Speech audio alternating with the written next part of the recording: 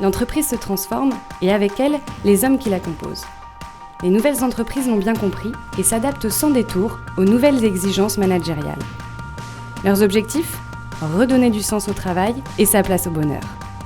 Pour nous parler de ce mieux travailler ensemble, Alexandre Jost, fondateur de la fabrique Spinoza, a répondu à nos questions. Alors Alexandre, dans le cadre de ton activité ici à la fabrique Spinoza, ça fait plusieurs années, maintenant de nombreuses années que tu t'intéresses au bien-être ou au bonheur au travail. Je sais que c'est le terme. Le bonheur au travail, c'est bien. Voilà, alors le bonheur au travail. Qu'est-ce qu'on entend concrètement par cette notion de bonheur au travail ? Le bonheur au travail, aujourd'hui, grâce à la science du bonheur, on est capable de dire ce que c'est. On peut le décomposer en plaisir, en réussite et en aspiration. Et puis, il y a une autre manière de voir les choses, c'est de se dire quels sont les ingrédients du bonheur au travail.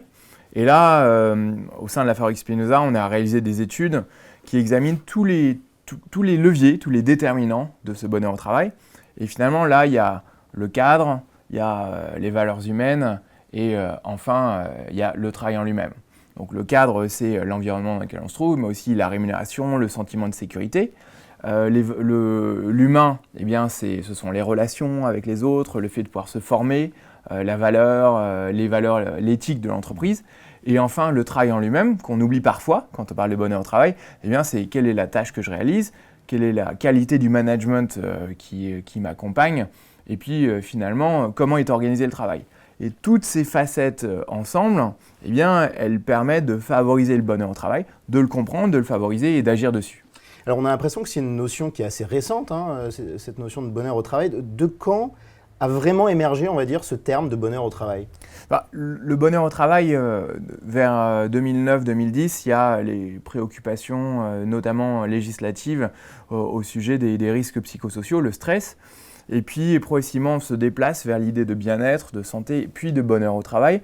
Et en 2015, début 2015, eh bien, c'est la sortie du documentaire Le bonheur au travail de Martin Messonnier, le plus vu dans l'histoire d'Arte. Donc on voit une évolution et ce qui se cache derrière, c'est des entreprises qui se préoccupent par rapport à ce sujet, ou bien parce qu'elles sont en situation d'urgence, ou bien parce qu'il y a un nouveau patron, homme ou femme, qui est humaniste, voire spirituel, et pense que c'est vraiment un enjeu important. Certaines qui vont explorer la possibilité d'être plus compétitives. Et puis, des dernières entreprises qui, elles, ont ça dans leur ADN depuis leur création. Donc, l'ensemble de ces entreprises, petit à petit, accroît le réservoir de toutes celles qui se préoccupent du bonheur au travail. Alors justement, dans les acteurs de cette nouvelle économie, les GAFA, on peut les citer, Google, Apple, Facebook, Amazon, entre autres, il y en a beaucoup. C'est une notion qui est très importante, en tout cas qui est dans leur ADN. Est-ce qu'il existe un lien, parce qu'on le voit, c'est des entreprises très performantes, est-ce qu'il existe un lien entre performance et bonheur au travail ? Oui, le bonheur au travail favorise la performance.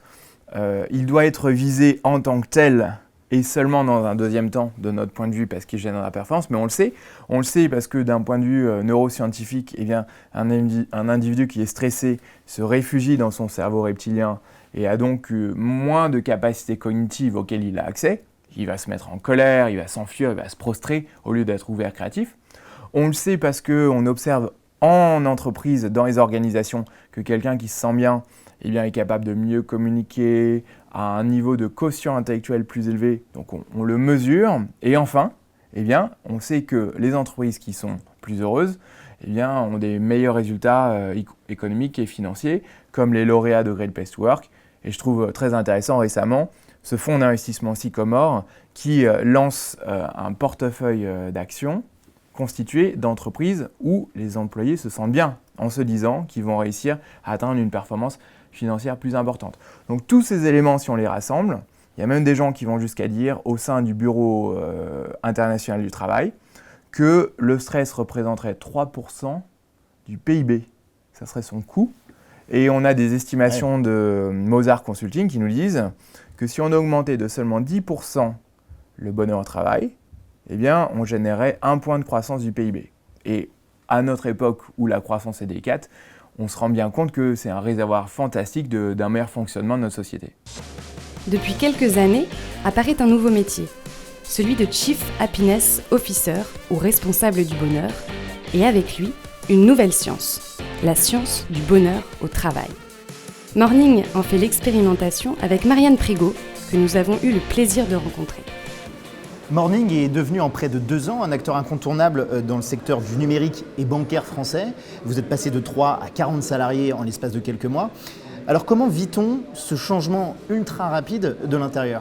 Alors oui, c'est vrai qu'on avance vraiment très très vite dans le projet. Je pense que c'est important de rappeler que c'est parce qu'on a vraiment une super équipe qui s'implique beaucoup dans le projet pour le faire avancer du mieux possible.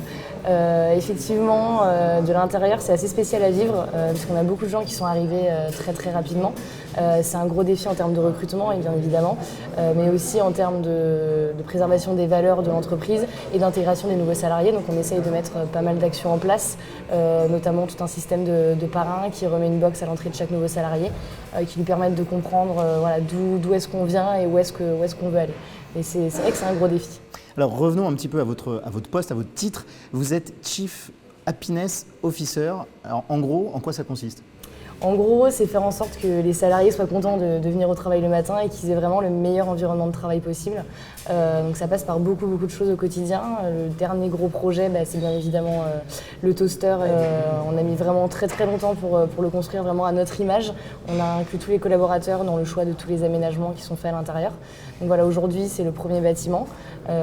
Bientôt ce sera tout un grand campus avec notamment une crèche ou encore des logements, la salle de sport qui va bientôt arriver. Donc on essaie vraiment de mettre en place toutes les infrastructures pour répondre aux attentes et aux besoins des collaborateurs, que ce soit ceux qui sont déjà ici ou les nouveaux qui pourraient arriver dans le futur. Et alors est-ce que ça va signer la fin des DRH, des directions des ressources humaines classiques telles qu'on les connaît ? Je ne pense pas que ce sera la fin des RH, je pense que c'est plutôt une transformation qui est nécessaire du poste de RH. Évidemment, on a quand même des contraintes réglementaires dans ce genre de métier auxquelles personne ne peut échapper, que ce soit grand groupe ou start-up, donc nous aussi on doit y faire face.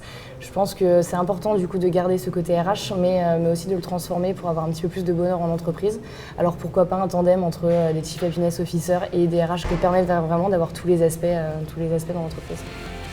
Jamais le sujet du bonheur en entreprise n'a autant fait parler de lui. De nouveaux métiers et de nouvelles méthodes émergent et créent de nouvelles relations de travail. Serions-nous à l'aube d'un réel épanouissement dans nos vies professionnelles ?